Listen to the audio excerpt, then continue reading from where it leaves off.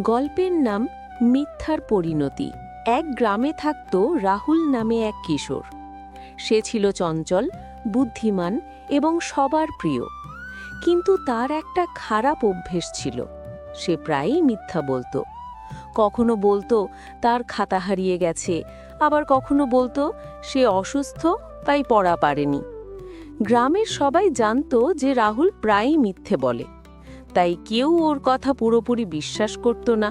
একদিন বিকেলে রাহুল গরু চড়াতে গেল গ্রামের পাশের বনে। তার মনে হলো একটু মজা করা যাক। হঠাৎ সে জোরে চিৎকার করে উঠল, বাঘ!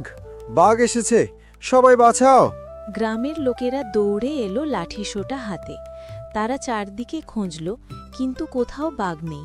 রাহুল তখন হাসতে হাসতে বলল, আরে, আমি তো মজা করছিলাম। সবাই রেগে গেল। একজন বলল, রাহুল, এসব মজা ভালো না। পরে যদি সত্যি বাঘ আসে, কেউ আর তোর কথা বিশ্বাস করবে না। কিন্তু রাহুলের কানেই গেল না। কয়েকদিন পর আবার সে একই কাজ করল। আবার চিৎকার, আবার লোকজন এলো, আবার হাসাহাসি। তারপর একদিন সত্যিই বনে একটা বাঘ এলো। রাহুল ভয় পেয়ে কাঁপতে কাঁপতে চিৎকার, বাঘ! বাঘ এসেছে, কেউ বাঁচাও!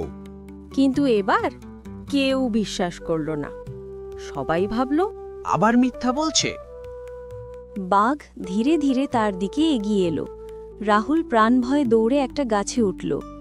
সে অনেক কষ্টে গাছের ডালে লুকিয়ে রইল, যতক্ষণ না বাঘ চলে যায়। বাড়ি ফিরে সে কাঁদতে কাঁদতে বলল, আমি মিথ্যা বলেছি, তাই আজ কেউ আমাকে বিশ্বাস করেনি। আমি আর কখনো মিথ্যা বলবো না। তারপর থেকে রাহুল সত্যবাদী হয়ে গেল। গ্রামের সবাই আবার তাকে ভালোবাসতে শুরু করল।